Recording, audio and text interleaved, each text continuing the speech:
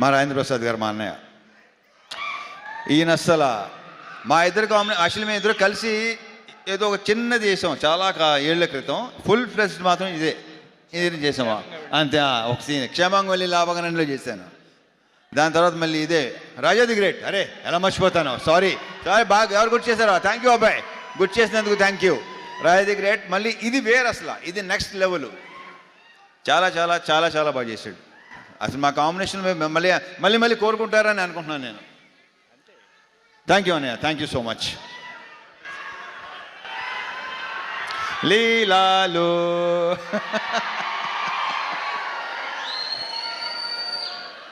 మామూలు సెట్లో అంటుంటాను దాంతో మంది సూపర్ హిట్ కాంబినేషన్ అని.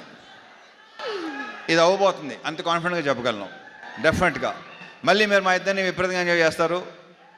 అండ్ తన క్యారెక్టర్ ఏంటో మేము చెప్పిన దానికంటే రేపు థియేటర్లో చూసి ఓహో ఇందాక చెప్పుకున్నాం కదా, ఆల్రెడీ చాలాసార్లు చెప్పేసాం.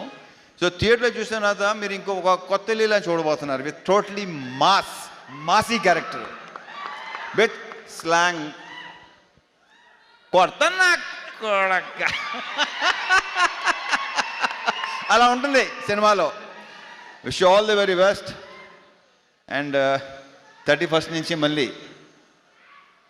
ఓకే.